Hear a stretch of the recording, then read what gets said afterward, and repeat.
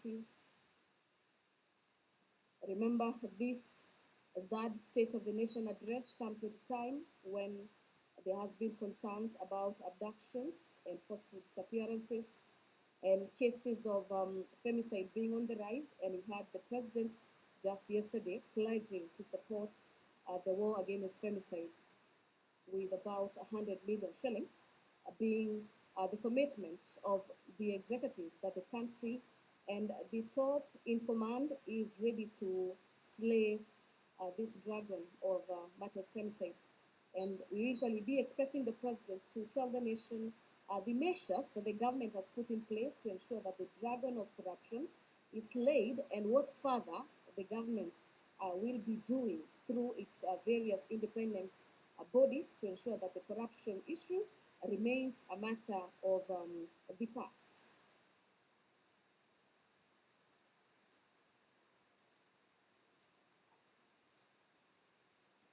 Well, during his last State of the Nation address, the president spoke on a number of issues.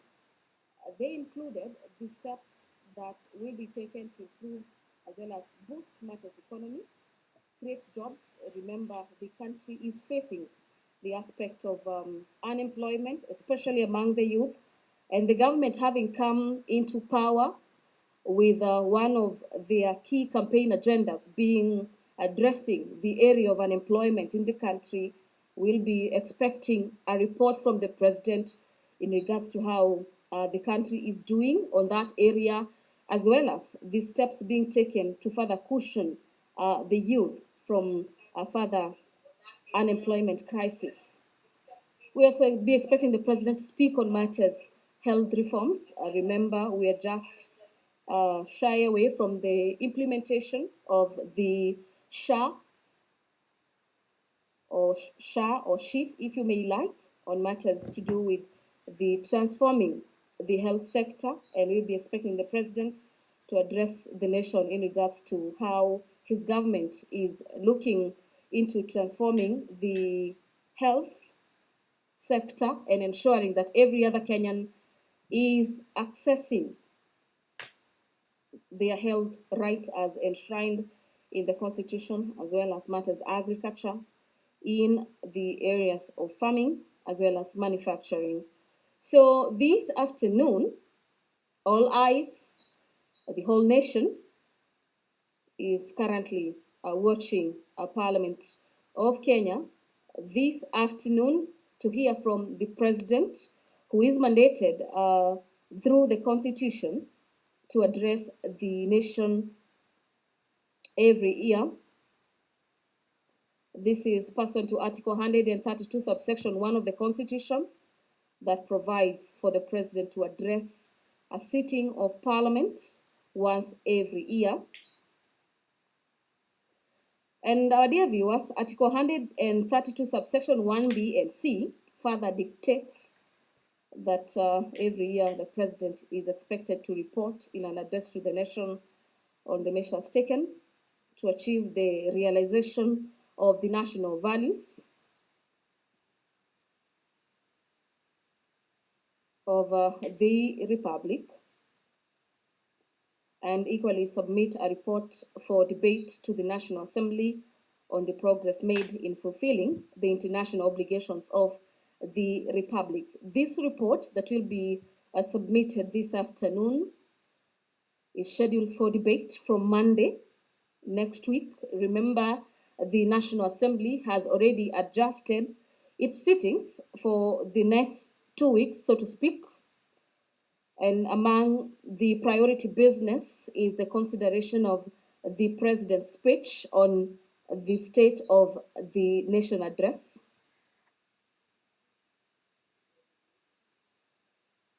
This year's address is coming technically about a fortnight after the swearing in of Deputy President Professor Kithure Kindiki.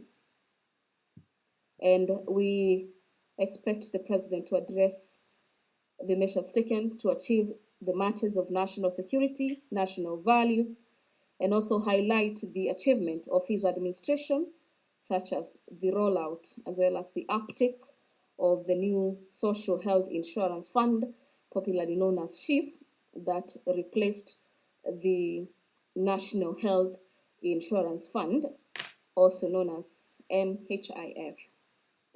So the president is currently with the speakers of the National Assembly as well as the Senate, where the president uh, is expected to brief them as well as sign the voters book, bearing in mind that the president is a visitor today in the presence of parliament. Thereafter, the president will be ushered in into the chamber this afternoon by the both speakers of the National Assembly as well as the Senate. I'm speaking about Speaker Moses Wetangula as well as the Speaker of the Senate, Honorable Amason Jeffa Kingi. Before them will be the sergeant at arms, and here I mean the key bosses of the matters to do with the proceedings of the both houses of parliament, technically making their way into the chamber this afternoon. And immediately after, the sergeant at arms carrying the mace make their way or do that step into the chamber this afternoon. The members of the National Assembly, as well as senators present and dignitaries present this afternoon, will be alerted that the Honorable President of the Republic of Kenya is already ready to get into the chamber this afternoon and do exactly that, which is the address of the nation that will be preceded by the announcement or probably the notification by the Speaker of the Senate as well as of the National Assembly, who are expected to do a convocation.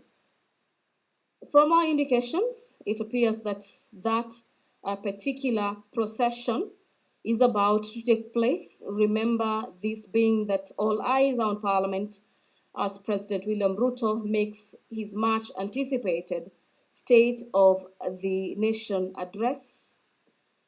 This State of the Nation address presenting a crucial opportunity for the President to outline his administration's progress, the challenges, as well as future plans in the period characterized by so to speak, some economic turbulences and there's heightened public expectations on this that State of the Nation address. It is technically a step-by-step march to the National Assembly's chamber this afternoon. And from your screens, you can see the maces of both houses of parliament have made their way into the chamber this afternoon, closely followed by the clerks, as well as the president in between the two speakers, that is the Speaker of the National Assembly, as well as the Speaker of the Senate, and we expect the president to equally address matters to do with the cost of living. Dear viewers, allow me to hand over back to the proceedings of these live proceedings, streaming to you live from the Parliament of Kenya and brought to you by the Kenya Broadcasting Corporation in conjunction with the Parliamentary Broadcasting Unit. My name is Gladys Mungai. Have yourself a great afternoon.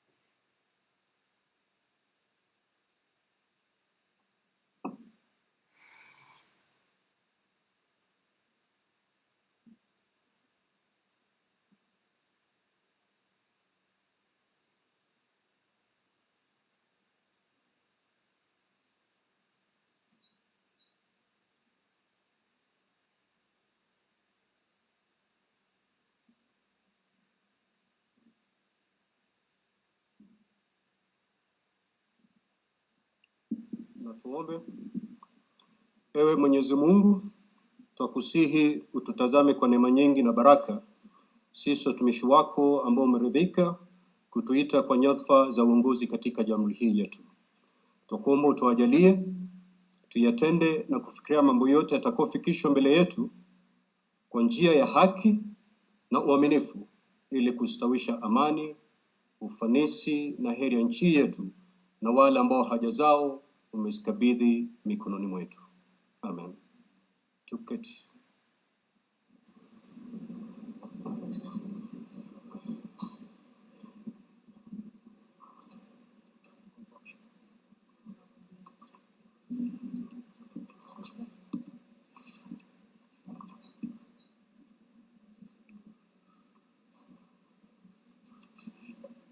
Order, honorable members. Let us all be seated. Thank you. Your Excellency, Honorable Dr. William Samoei Ruto, CGH, President of the Republic of Kenya and Commander-in-Chief of the Defense Forces, the Right Honorable Dr. Moses Wetangula, EGH, MP, Speaker of the National Assembly, honorable members of Parliament, distinguished guests, ladies and gentlemen. Article 132, Sub-Article 1B of our Constitution provides that the President shall address a special sitting of Parliament once every year and may address Parliament at any other time. Article 132, Sub-Article 1C of our Constitution further provides that the President shall, among others, once every year, report in an address to the nation all the measures taken and the progress made or achieved in the realization of the national values referred to in Article 10 of the Constitution. In addition, Article 240, Sub-Article 7 of the Constitution requires the President in his capacity as the chairperson of the National Security Council to report to Parliament annually on the state of security in Kenya. In this regard, the Chief of Staff and Head of Public Service, via the letter dated reference EOP/CAB.26/4A, Volume 4, into brackets 178, and dated the 9th of September 2024, informed the Speakers of the Houses of Parliament of the intention of His Excellency, the President, to address Parliament. Consequently, and upon consultation, the address to Parliament by His Excellency the President was scheduled for today, Thursday, the 21st of November, 2024. Pursuant to Standing Order 25-2 of the Senate Standing Orders, I notified honorable senators of the place, date, and time of today's special sitting via Gazette Notice number 148/29, which was published in the Kenya Gazette on Friday, the 15th of November, 2024. Further, together with the Right Honorable Speaker of the National Assembly, I notified all members of Parliament and the general public of today's special sitting via notices placed in 3 local newspapers yesterday, Wednesday, the 20th of November, 2024. Accordingly, honorable members, this special sitting is properly convened. I thank you.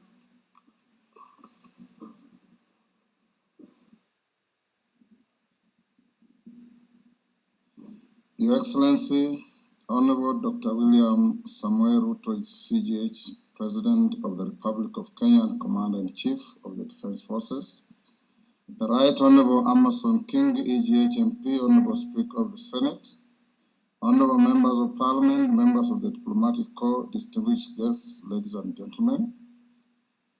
Article 132(1)B of the Constitution requires the President to address the nation once every year and at any other time. Further, Article 132(1)C of the Constitution requires the President to once every year report in an address to the nation on measures taken and progress achieved in the realization of our national values. Additionally, Article 132(1)C(3) of the Constitution provides that the President shall submit a report for debate to the National Assembly on the progress made in fulfilling the international obligations of the Republic. In this regard, honorable members, By way of a message to the House, His Excellency the President conveyed his desire to address a joint sitting of the Houses of Parliament today, 21st November 2024. Therefore, pursuant to the provisions of Standing Order 22 of the National Assembly Standing Orders, and by Gazette Notice number 15327, which was published in the Kenya Gazette on 18th November 2024, and indeed as also notified to all members and the general public by way of newspaper notification published on 20th November 2024, I gave a notice of this special sitting of Parliament to the members of the National Assembly. Accordingly, honorable members, this special sitting is properly convened. Your Excellency, honorable members, distinguished guests, ladies and gentlemen, this year's President's address comes at a time when the country is set to host the 14th edition of the East African Community Interparliamentary Games. The Interparliamentary Games shall bring together participants from the member states of the East African Community and the East African Legislative Assembly, and are part of the deepening, widening, and tightening of the integration process. The Games are scheduled to commence next month on 7th December 2024 in Mombasa County, and all is set in readiness for these Games. Moving on, Your Excellency, it's in the custom of Parliament to recognize invited guests seated in our galleries.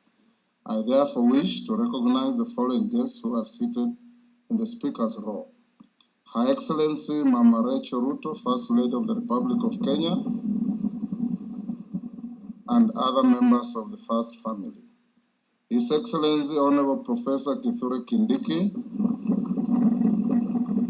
the Deputy President of the Republic of Kenya and the spouse of the Deputy President, Her Excellency Dr. Joyce Kithure. Honorable Musalia Mudavadi, EGH, the Prime Cabinet Secretary and Cabinet Secretary, Minister of Foreign Affairs and Diaspora Affairs. Your Excellency, honorable members, also present in the Speaker's row this afternoon are the Honorable Lady Justice Philomena Mbete Mwilu, MGH, Deputy Chief Justice and Vice President of the Supreme Court. She's accompanied by Honorable Justice Mohammed K. Ibrahim and Justice William Ouko, judges of the Supreme Court of Kenya. Also accompanying the Deputy Chief Justice are Honorable Justice Oscar Angote, presiding judge of the Environment and Land Court, Honorable Lady Justice Jemima Wanza Kelly, judge of the Employment and Labor Relations Court. We are also honored to have in our midst the immediate former speakers of the Houses of Parliament, the Honorable Justin Bedan Njoka Muturi, EGH, the Cabinet Secretary for Public Service and Human Capital Development, the Honorable Kenneth Marende, EGH, the Honorable Kenneth Makelo Lusaka, EGH, the current Governor of Bungoma County, Honorable Ekwe Ethro, and additionally, we also are pleased to be hosting a delegation visiting our Parliament from the Republic of the Gambia. Your Excellency, allow me to also recognize the chairperson of the Council of Governors, who is also the Governor of Wajir County, the Honorable Ahmed Abdullahi, and the Honorable Johnson Sakaja, Governor of the City of Nairobi County.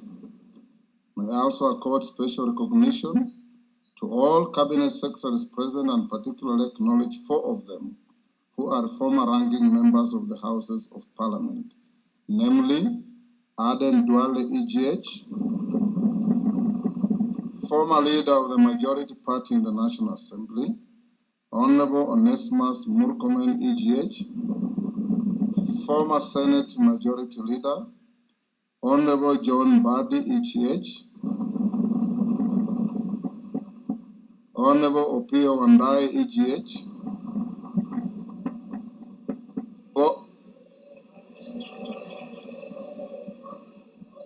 both former leaders of the minority in the National Assembly.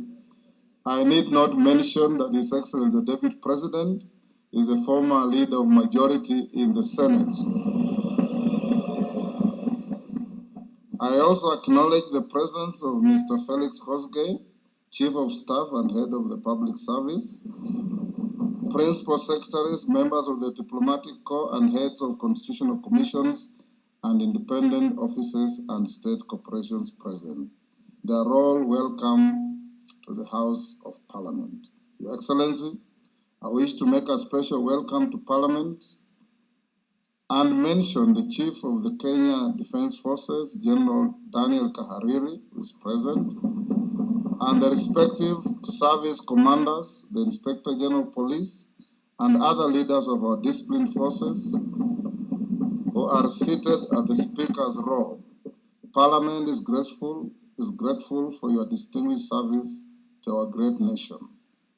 To all invited guests, we say karibuni sana kwa bunge letu. Your Excellency, honorable members, distinguished guests, ladies and gentlemen, it is now my singular honor and privilege to invite His Excellency the President of the Republic of Kenya and Commander-in-Chief of the Defense Forces to address this special sitting of Parliament. Welcome, Your Excellency.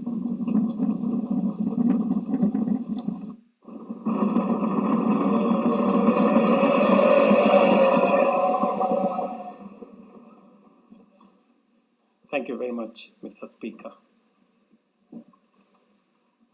The Honorable Speakers of Parliament,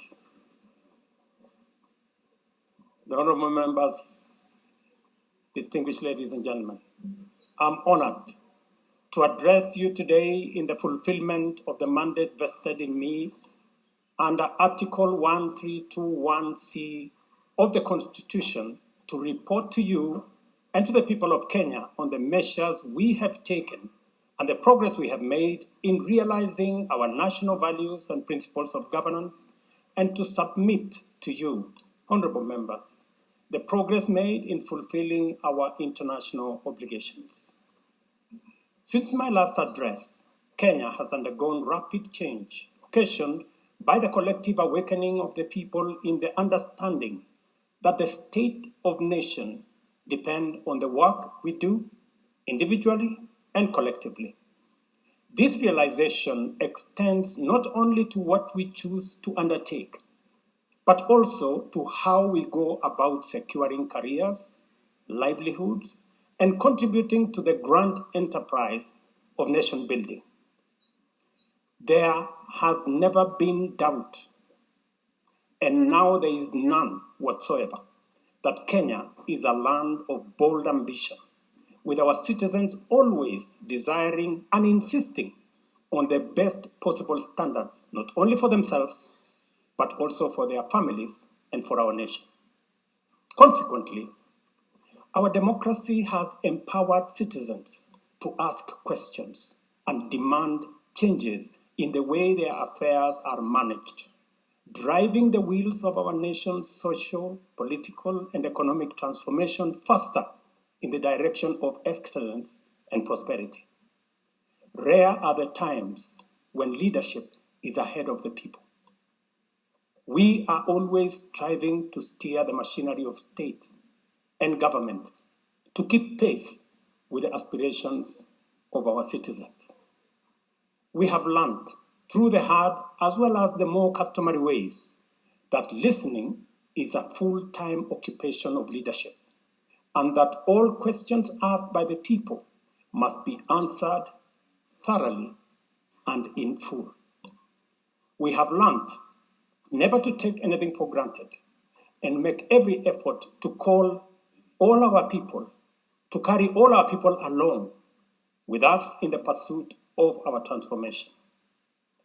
The context in which I make this national address is not only significantly different from previous occasions, but it is also a singular moment with unique historical implications for us all. It is an opportunity to affirm the principles and values of which our nation stands, review the steps we have taken, the path we have chosen in our journey of national development, and reinforce the commitments we have made to one another and to our beloved nation for the sake of the present and future generations. I do not take this for granted, and with utmost respect and humility before this august assembly of the people's elected representatives, I desire to respond to the most pressing concerns that have been raised by Kenyans of all walks of life in recent months. To my understanding, the concerns and issues voiced by millions of Kenyans about the state of our nation deserve meaningful engagement, thorough understanding, and thoughtful response. There are discussions about whether leaders understand the pain, hardship, and struggles endured by countless citizens every day as they strive to make ends meet, and whether the government is doing anything about it. Similarly, many struggling Kenyans impatiently wonder, when will real money get to their pockets? And when will the jobs promised, which they deserve, become a reality? Additionally, there has been conversations about our education system, particularly the transition to the competence-based curriculum, and whether policies in this sector are working for or against Kenyans. Important questions have also been raised concerning the direction of development in relation to democracy, human rights, and fundamental freedoms, as well as the rule of law, transparency, and accountability. Another more direct question that emerges every now and then is whether public policy in this administration is in furtherance of service delivery to citizens or just in aid of political strategy. It is undeniable that for many Kenyans, times are hard and the struggle to meet their daily basic needs remains daunting. It is also true that these conditions have persisted for a number of years now, leading to much frustration and anxiety. Although we have gone a long way to mitigate some of these difficulties, much remains to be done, though we have laid a firm foundation for decisive intervention. I believe that it is critical for us to bear in mind that this administration was inaugurated at an extremely difficult time, characterized by domestic challenges, compounded by regional and global security, geopolitical, financial, as well as climate dynamics. As a result, in 2022, the country's total debt burden was not only immense, but it was also stacked up in the most burdensome manner, leaving very little room for investments in public service or development of critical infrastructure. The prices of basic food commodities soared as a result of a combination of prolonged drought, declining local productivity due to inadequate support, and disruptions in the global supply chain caused by the war in Europe. Kenya faced a crossroads of extremely difficult choices, where defaulting on our obligations would have significantly worsened an already perilous situation, and more borrowing was not an option. It was therefore essential for us to drastically reduce expenditure, mobilize as much as possible resources domestically, and curtail waste. As I informed the nation then, matters were going to get more difficult before they could get better. And we all had to tighten our belts and work hard under very unforgiving conditions. We had staked the fate of our ambitious bottom-up economic transformation agenda on easing the stress that the economy was in and the strain citizens underwent, while creating room for the implementation of our transformative interventions. Members, I give this background to underscore two very important facts. First, we haven't been watching helplessly and doing nothing as adversity took a toll on the economy and undermine the livelihoods and well-being of the people. On the contrary, we have been working tirelessly to steer the country away from the brink of unprecedented economic collapse and onto a more promising trajectory. The second point is that while we may not be where we would like to be, we are certainly not where we were 2.25 years ago. At the same time, the cost of living was substantially high, with prices of basic commodities beyond the reach of many households. Today, I'm proud to report that the macroeconomic indicators point to a positive turnaround and an upward trajectory. Allow me to highlight a few milestones that underscore this progress. The shilling has stabilized significantly, appreciating from Kenya shillings 162 to the dollar in February 2024 to Kenya shillings 129 today, a remarkable gain of 20%. This recovery has restored confidence in our financial markets and significantly reduced the cost of servicing external debt, creating fiscal space for our development imperatives. Inflation has declined dramatically from 9.6% in September 2022 to 2.7% in October this year, the lowest rate in 17 years. This achievement has been the consequence of favorable weather and our deliberate efforts to support farmers with affordable inputs, including subsidized fertilizer, leading not only to increased production but also productivity and lowering the prices of many cereals, including maize, pulses such as beans and peas.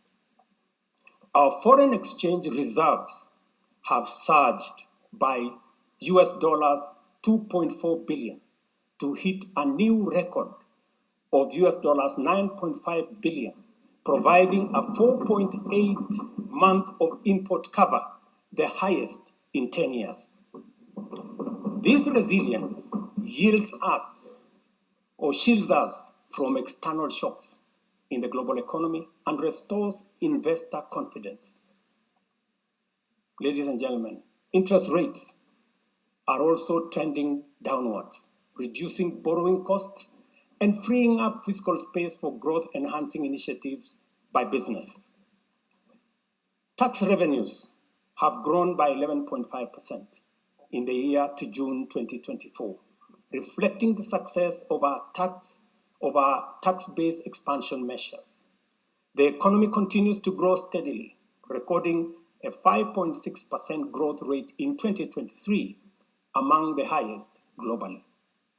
We project 5% growth this year and 5.6% growth next year.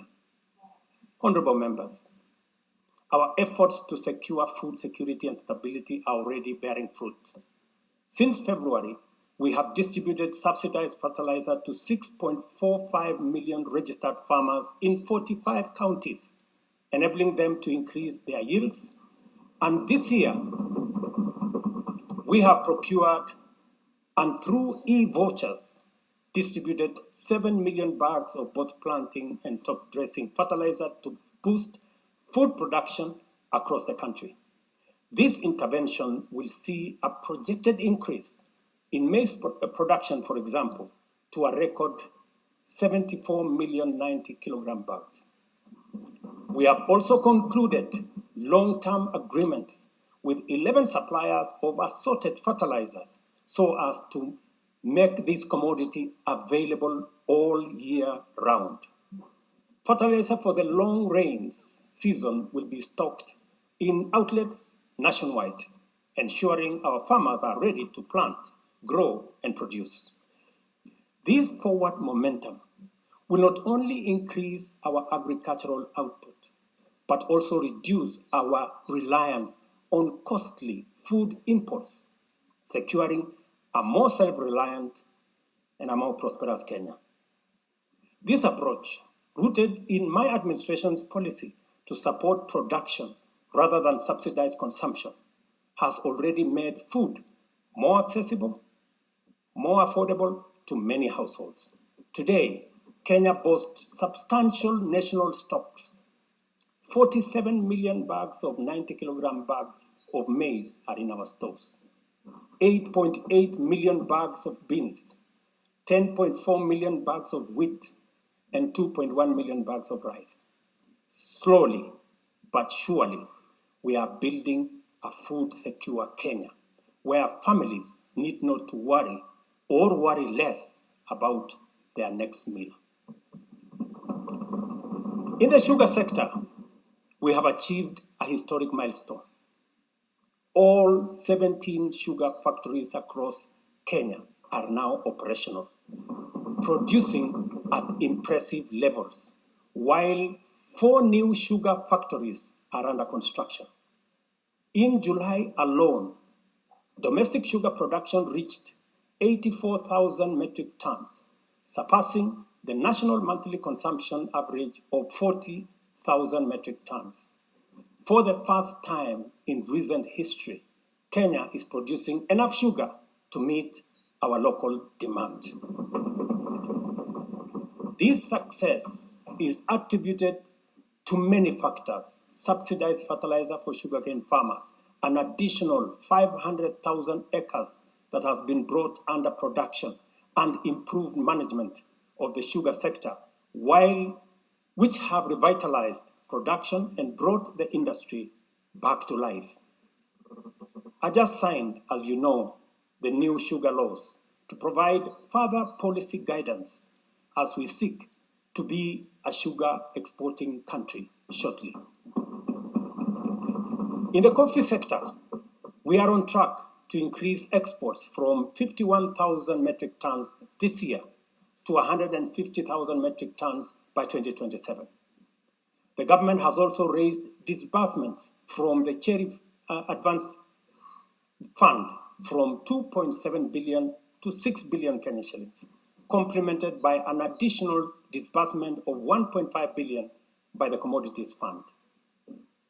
Average prices at the Nairobi Coffee Exchange have risen by 25%.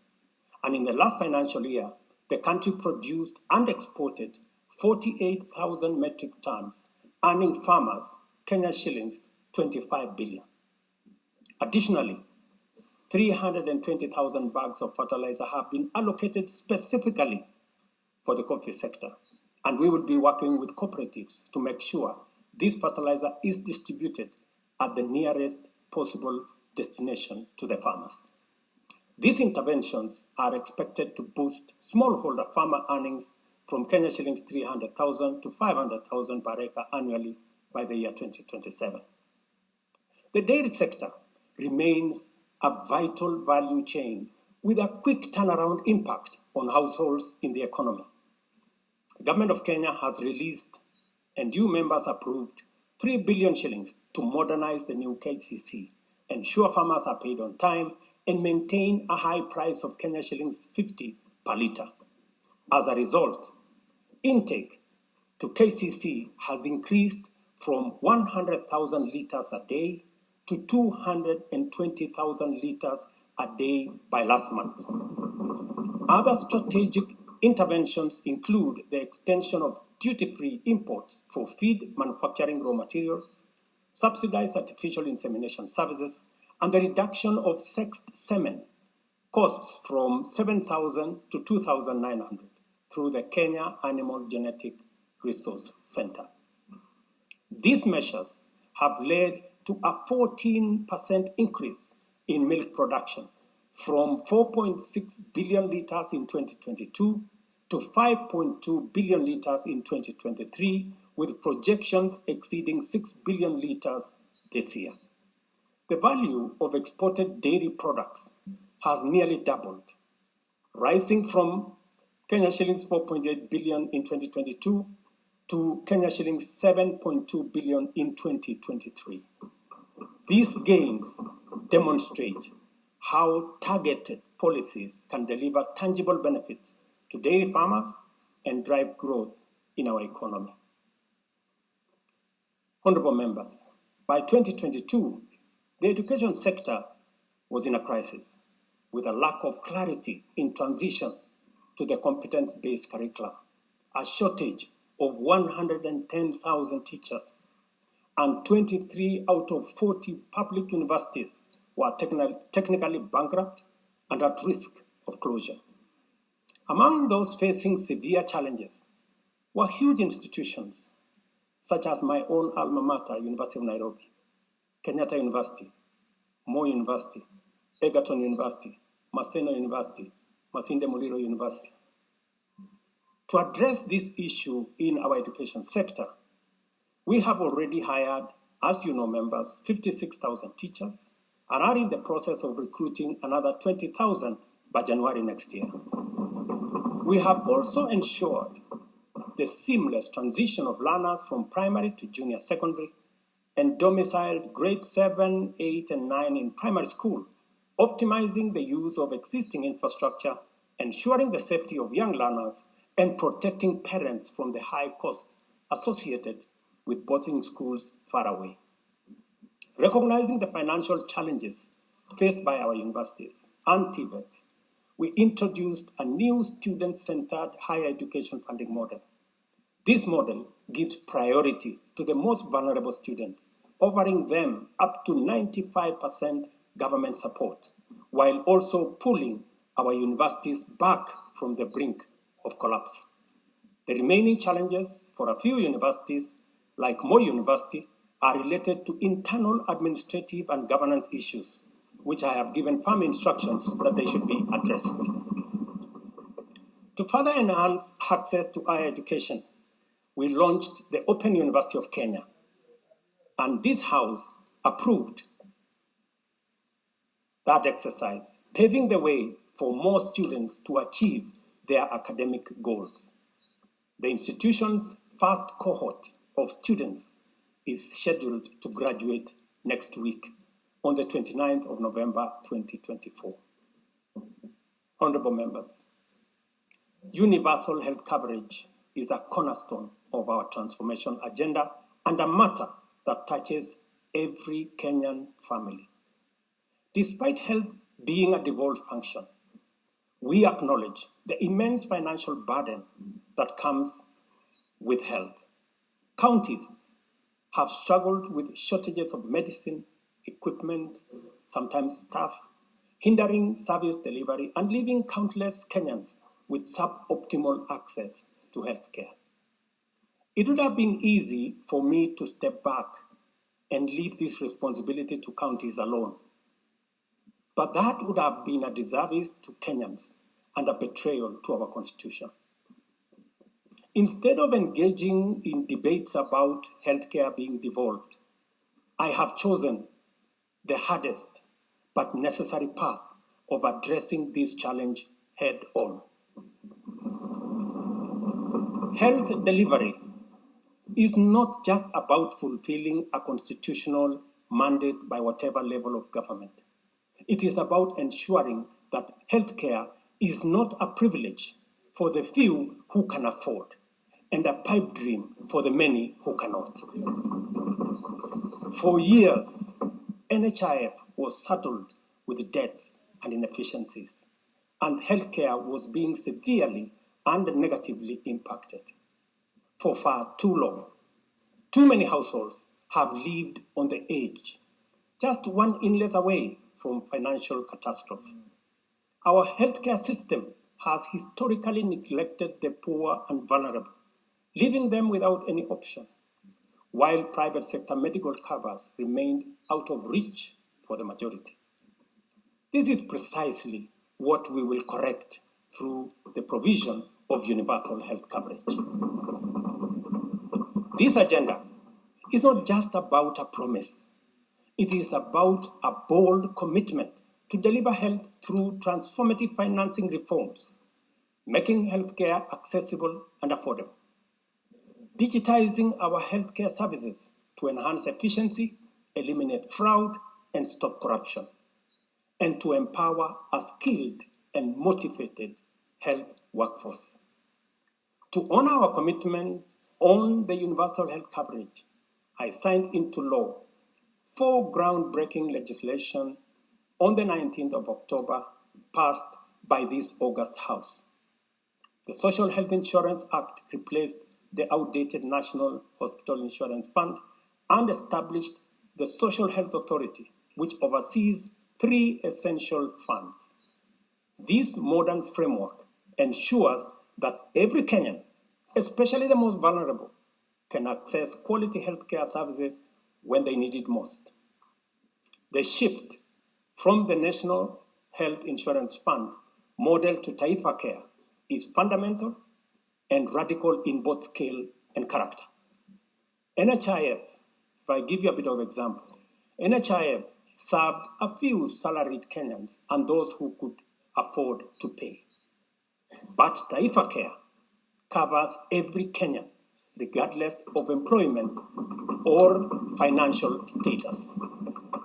Secondly, despite serving a limited class of citizens, NHIF nevertheless accumulated billions of shillings of debt because of misalignment between contributions and the actual cost of healthcare.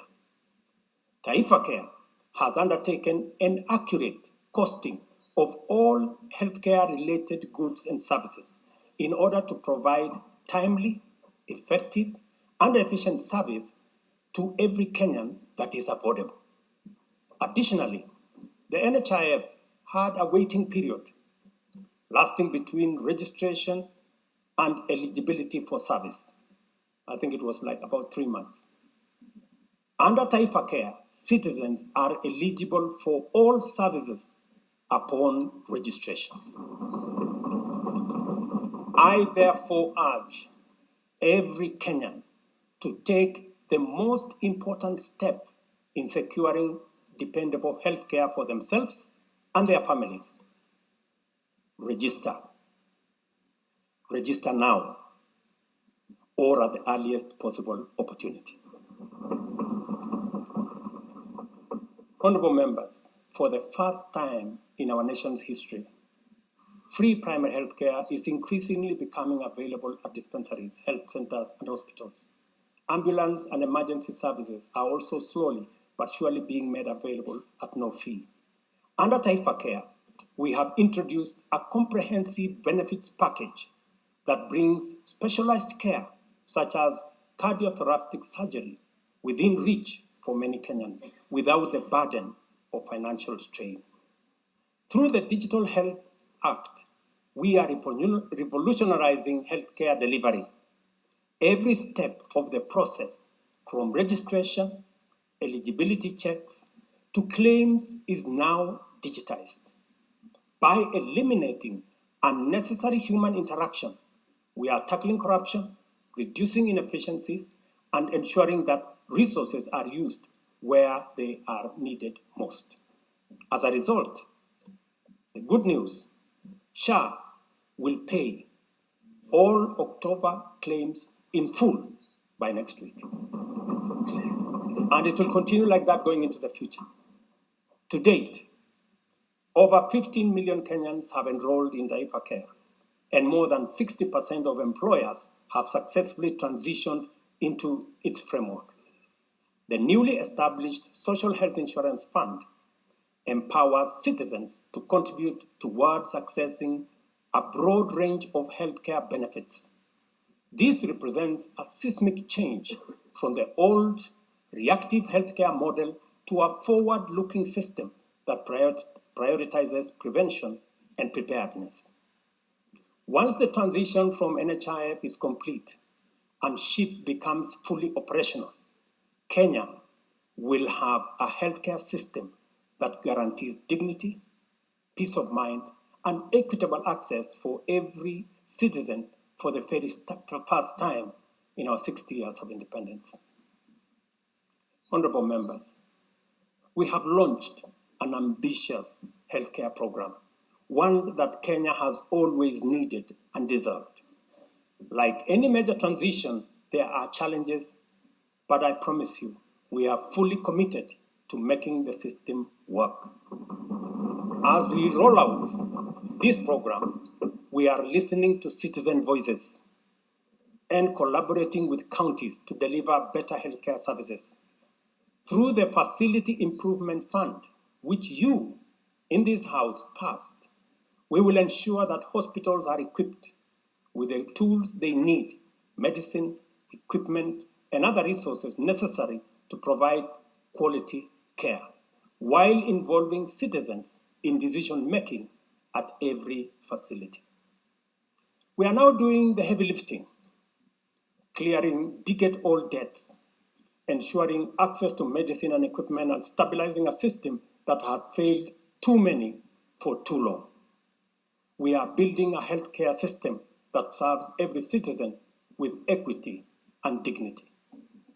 Over the past month, we have disbursed Kenya shillings 5 billion to settle historical debts owed to the public, private, and faith-based medical facilities, some of which have been pending for over a decade. Another 3.7 billion will be disbursed tomorrow. This underscores our commitment to ensuring uninterrupted delivery of healthcare services, and we will continue to clear the remaining balances in a phased-out approach over the coming months. This sustained effort aims to restore confidence in the healthcare system and ensure seamless access of quality services. Honorable members, there is a compelling body of data projecting that not only is the future of humanity urban, but also that Africa has the fastest rate of urbanization. Kenya is no exception, and in fact, many of our counties are urbanizing rapidly.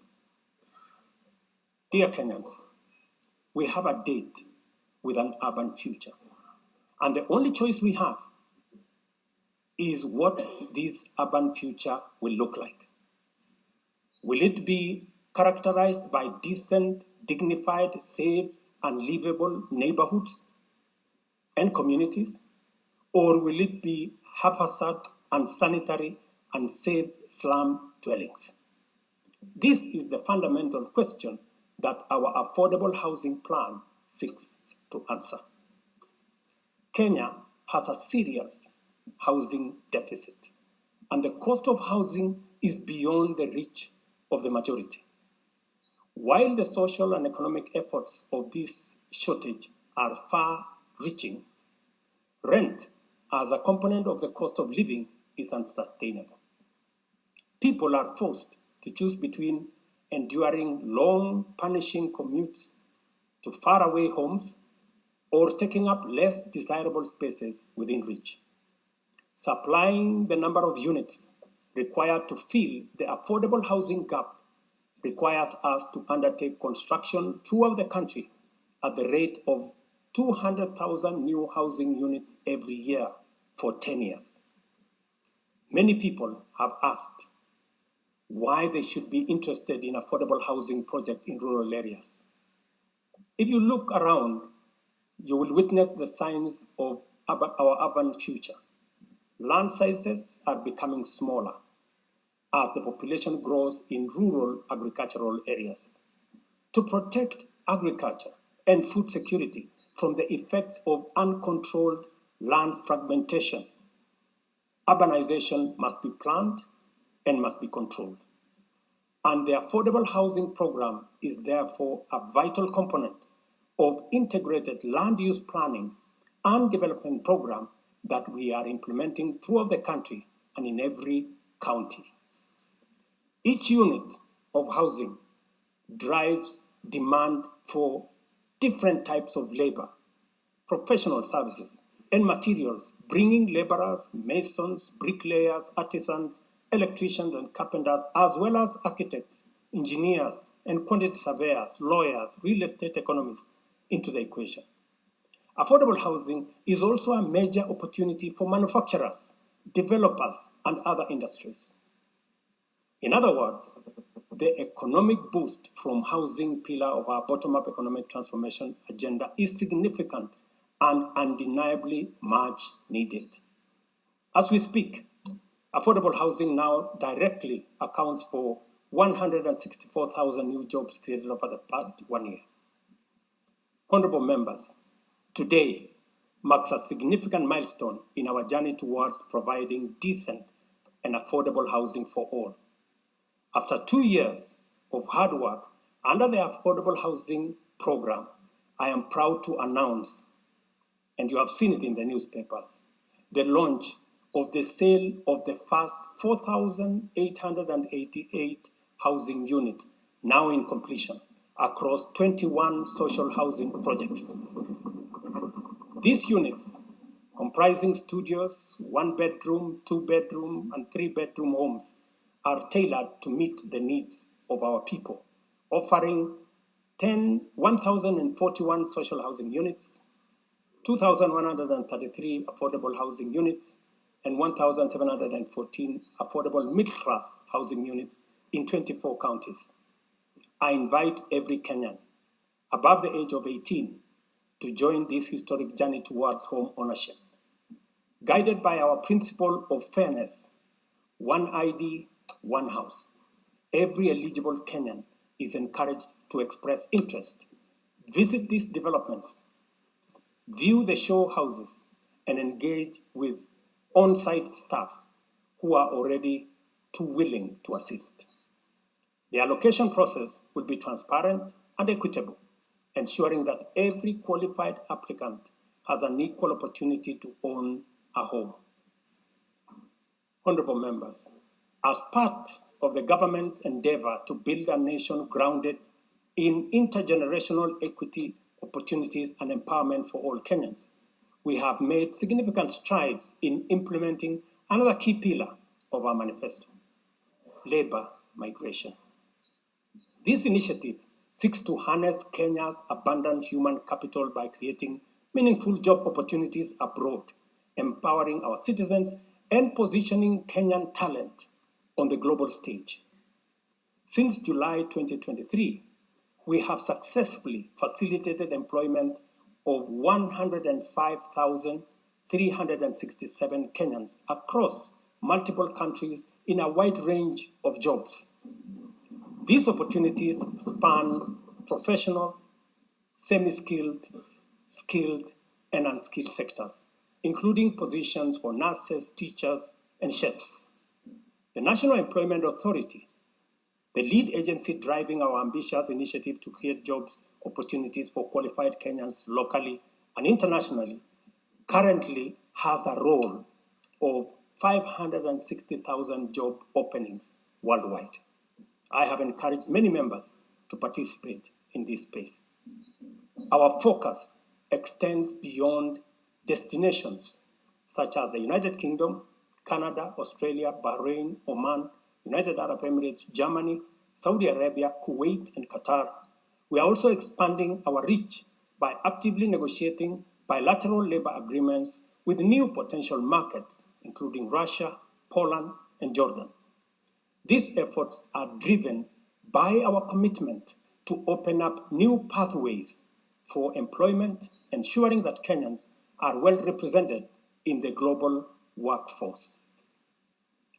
In the digital economy, we are expanding last-mile fiber optic connectivity using the extensive Kenya Power Transmission Lines network to the most remote and underserved areas of Kenya, and making significant strides to establish digital and ICT hubs. This has created a foundation for digital transformation, enabling IT economy workers, young digital creators, and entrepreneurs to access a wealth of opportunities locally and globally. By bridging the digital divide, we are empowering our youth to compete on an equal footing in the global marketplace and showcasing Kenya's ingenuity and innovation. I congratulate members of this August House for being part of this grand digital plan. Your support, encouragement, and effort is duly recognized. We have also prioritized the empowerment of individuals within the informal sector by unlocking their potential through targeted investment. This includes accessible loans, capacity building programs, and regulatory reforms designed to ease growth. A notable achievement is the partnership with the banking industry, which I participated in a month ago. This extended an additional 150 billion in loans to micro, small, and medium enterprises, complementing the government's efforts to nurture this vital sector. On financial inclusion, we have made remarkable progress through the Hustler Fund. To date, this innovative initiative has disbursed Kenya shillings 60 billion, benefiting 24.6 million Kenyans and mobilized over 3.3 billion in savings. The fund maintains a repeat customer base of 8.5 million beneficiaries with a repayment rate of 79%. To mark the fund's second anniversary, we have taken a bold step by launching a third product specifically tailored for small and medium enterprises. This new initiative will initially target 2 million beneficiaries who have demonstrated a strong credit history with the fund.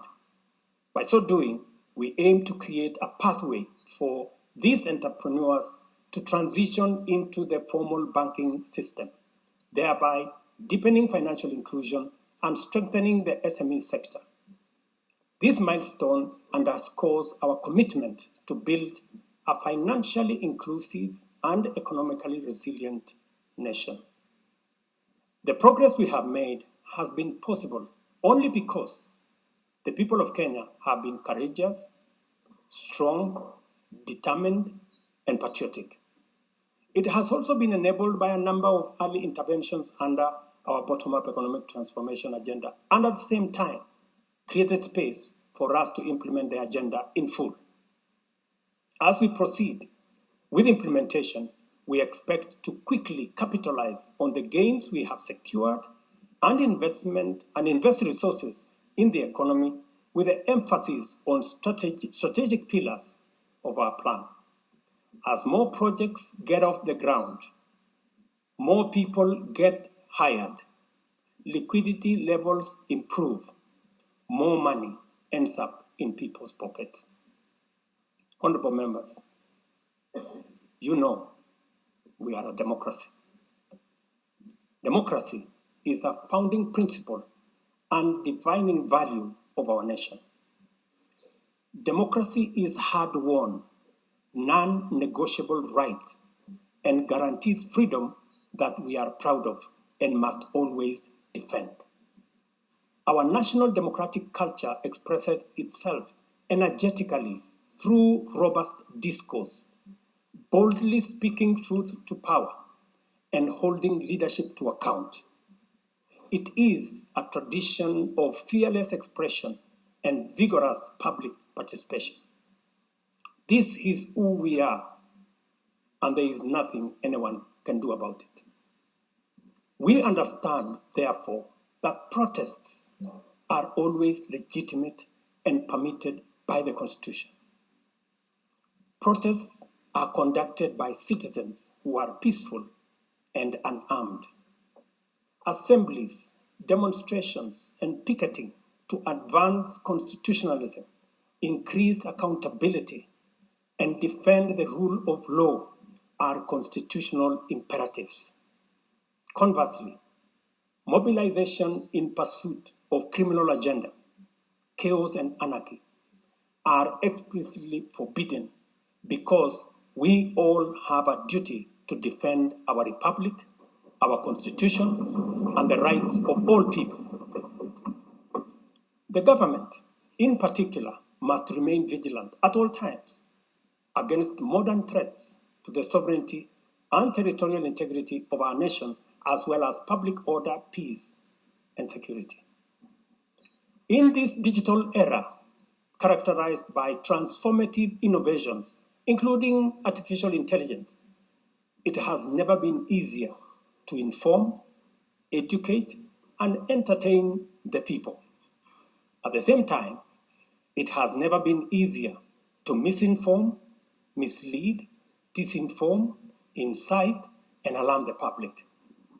Criminals and subversive elements who infiltrate and hijack peaceful protests are a threat both to legitimate protesters and to the public. Incidences of violent criminality in the name of protests, threaten the safety of innocent people, public assets, private property, and the social order. The tension here is stark. We have a democracy which we are proud of, must defend, and should deepen by all means. And at the same time, we have citizens whose lives, rights we must protect, and a nation whose security, stability, and prosperity we must safeguard. The task at hand is complicated if citizens and state agencies dilute the distinction between the lawful and the criminal, the just and the unjust, thereby making it difficult to tell protesters and security officers from bandits, gangsters, and criminals. It is only by following the law that we are able to achieve our aims and apportion accountability properly. It should not be possible for robbers and looters to escape accountability by claiming that they were taking part in a protest. Likewise, it should not be possible for security officers to wound, maim, or even kill citizens and claim that they were engaging violent criminals. We all have a duty to make the necessary distinction and to do so clearly to protect democratic expression and guarantee public safety and security. I must now confront an issue of widespread concern regarding the relationship between citizens and the security services in the context of immense threat and intense political dynamism. Numerous allegations have been made concerning disappearance of people during protests. A number of these cases have been resolved, while others have been uncovered as fake news, undermining efforts to find genuine cases of missing persons. A good number of alleged disappearances have also turned out to be arrests made by police officers. In such cases, the suspects have been duly arraigned in court. I must, however, make it very clear that there is no attempt to justify or excuse illegal arrests. Such would be a serious threat to the life and liberty of citizens. I condemn any excessive or extrajudicial action which puts the life and liberty of any person at risk, including disappearances and threats to life. I urge all Kenyans with information about such cases to forward the information to the Directorate of Criminal Investigation and to IPOA, where they suspect members of the police service to be implicated. I am aware, for example, that many of the cases that have been raised are being handled by the Independent Police Oversight Authority, an important step in accountability and justice.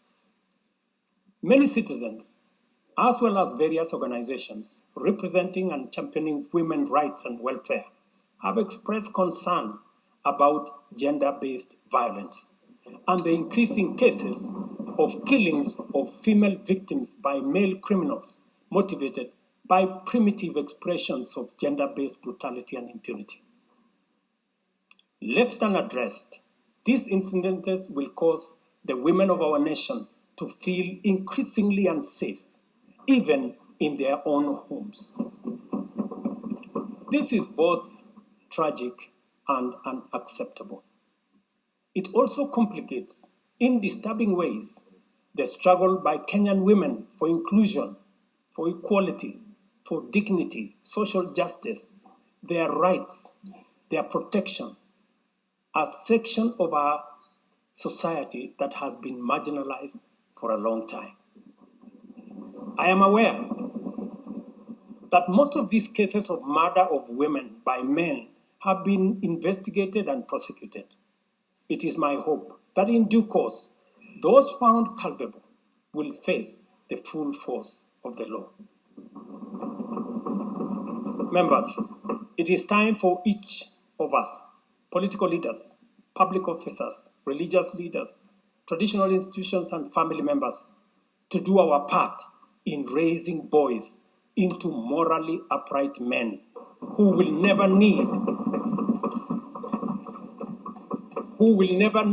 to affirm their masculinity at the expense of women,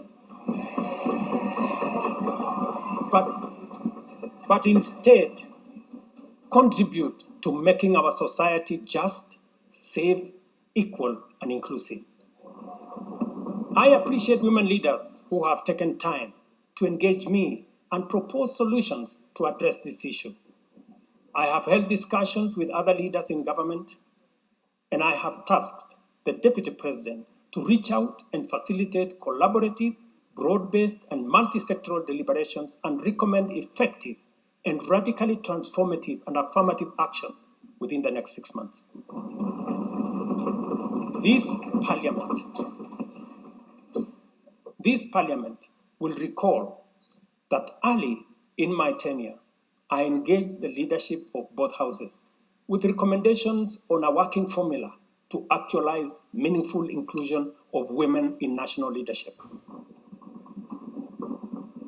We must seriously question the drivers and the motives of resistance and reluctance to take the next step in actualizing the 2/3 gender rule. We must call out those who continue to sabotage this right of women to contribute to the governance of our nation. Women are not second-class citizens. They deserve equal representation at all levels.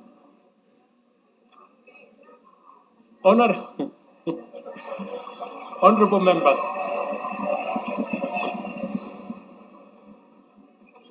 without a doubt, honorable members, without a doubt, every shilling of our national revenue matters and must be used to deliver maximum value to Kenyans.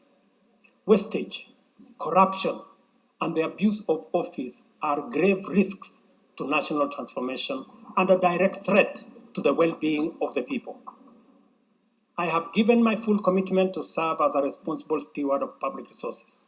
To begin with, I have championed the automation and digitization of government services and revenue collection to promote transparency, seal loopholes that lead to revenue losses, enhance accountability, and eliminate opportunities for corruption, therefore improving efficiency, transparency, and integrity. I am delighted to report to this House on the dramatic improvements we have recorded by automating and digitizing our revenue collection and service delivery through eCitizen. We have so far digitized 20,855 government services, up from 350 in 2022, representing an increase of almost 6,000%, while we have significantly improved revenue collection. Take the case of Kenya Wildlife Service, whose total revenue for the year ending June 30th, 2023 was 5.3 billion. But after implementing a digital revenue collection system, the revenue grew to 7.6 billion in the year ending June 30th this year, representing a 43% increase.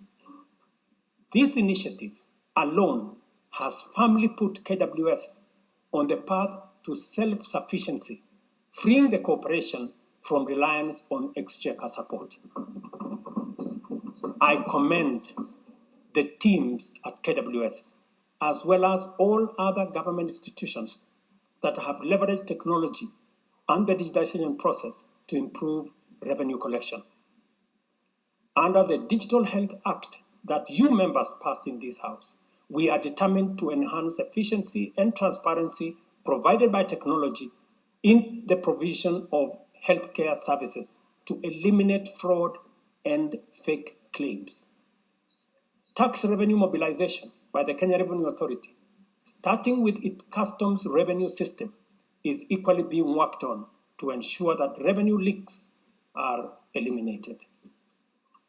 Because corruption is a serious risk to social justice, sustainable development, and national security, and the bottom-up economic transformation agenda, I am harnessing our working relationship with other arms of government to encourage the judiciary and parliament to enhance integrity and efficiency by adopting digitization and automation.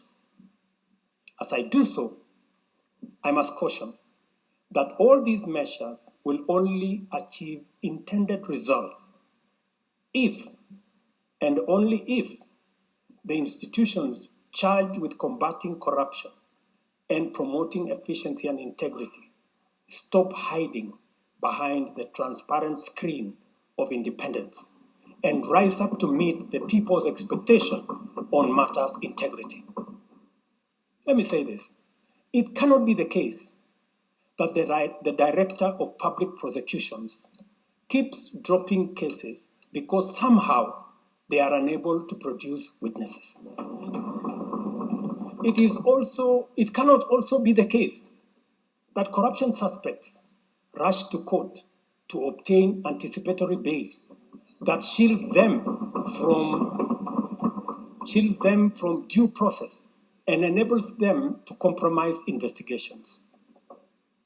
There is also no reason for corruption cases to drag in our courts for years when the same courts are able to determine election petitions and related disputes within 6 months. Members, it is also unacceptable for the Houses of Parliament to deny the nation a much needed instrument in the war against corruption by continuing to sabotage the passage of the Conflict of Interest Bill.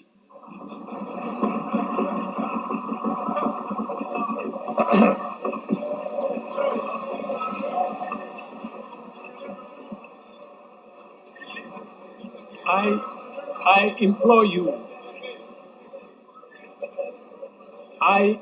you, honorable members, to stop dragging your feet on this bill, unless, my friends, there is a conflict of interest in the passing of the conflict of interest legislation. Similarly, the National Treasury has been dragging its feet in the implementation of an e-procurement system for the last 10 years.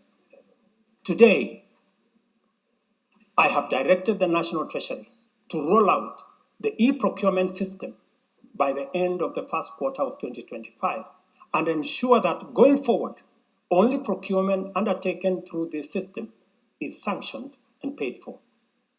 Of the many difficult assignments I have undertaken, this fight against corruption is one I now take on with resolve going forward. Let this serve as notice to all. Independent institutions charged with this responsibility must up their game, pull up their socks, and match up to the expectations of the people of Kenya. Honorable members, I have stated in the past and now reiterate today that in the face of undisputed evidence or credible information on corruption, I will not hesitate to take decisive action. Accordingly, I now direct, in furtherance of the principles enshrined in Article 10 of the Constitution on transparency and accountability, and based on new information provided by investigative agencies and partner nations, that the procuring agencies within the Ministry of Transport and the Ministry of Energy and Petroleum immediately cancel the ongoing procurement process for the JKIA expansion public-private partnership transaction, as well as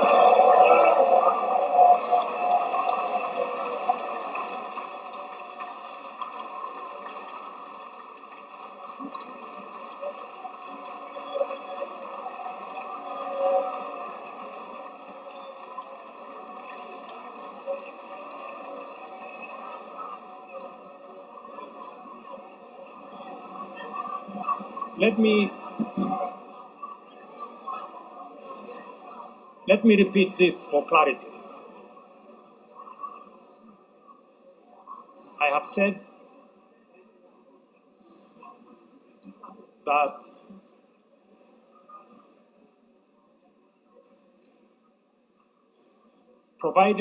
because of the information that has been provided to us by partner nations, I have directed agencies within the Ministry of Transport and the Ministry of Energy and Petroleum to immediately cancel the ongoing procurement process for JKI expansion public-private partnership transaction, as well as the recently concluded Ketraco transmission in public partnership procurement process.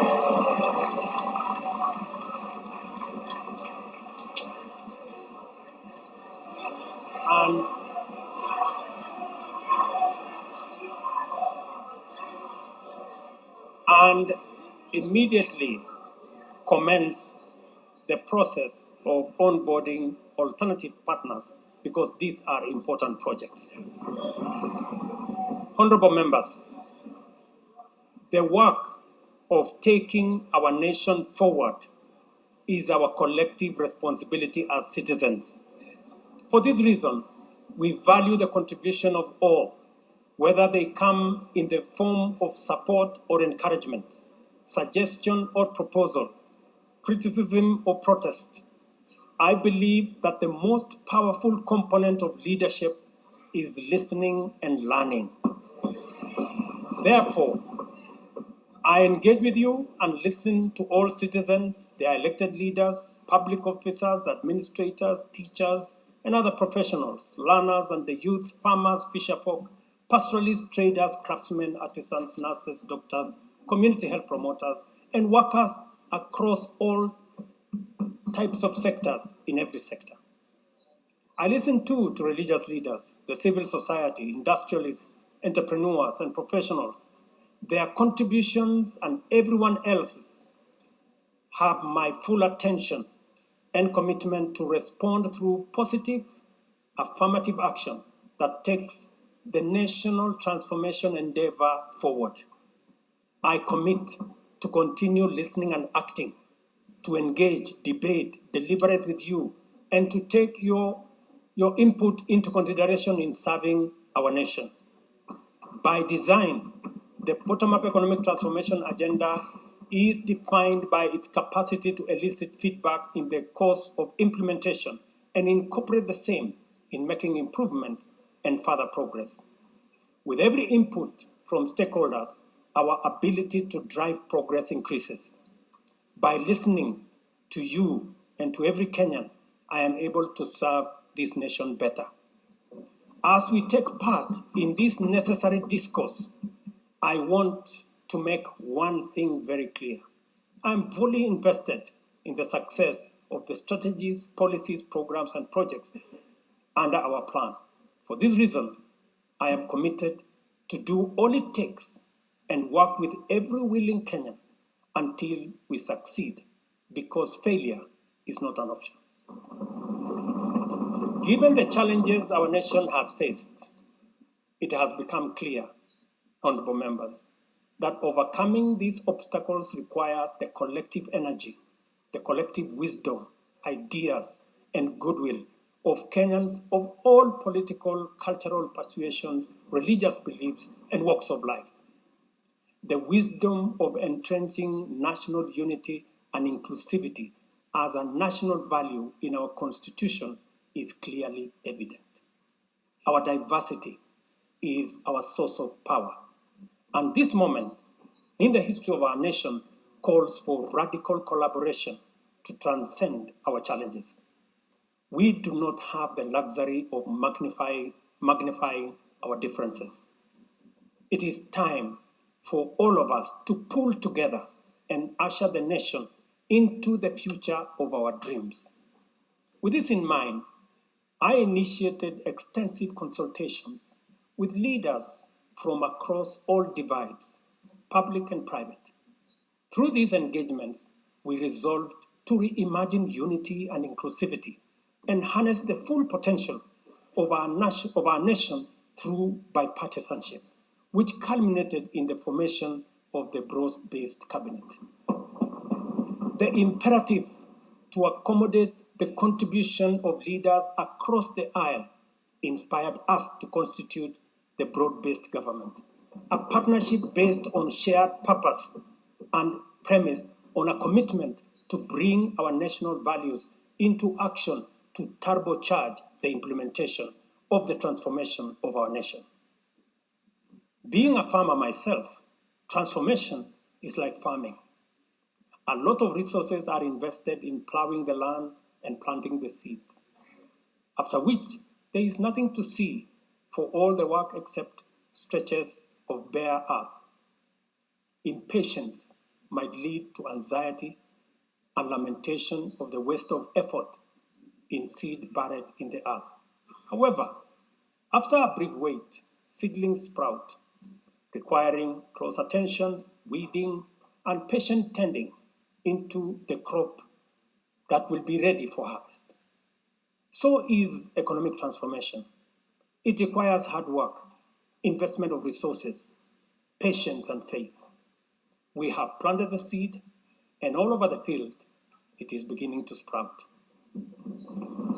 While admittedly there remains much to fulfill, our collective hope to deliver the national economic transformation that this nation so dearly deserves is on course.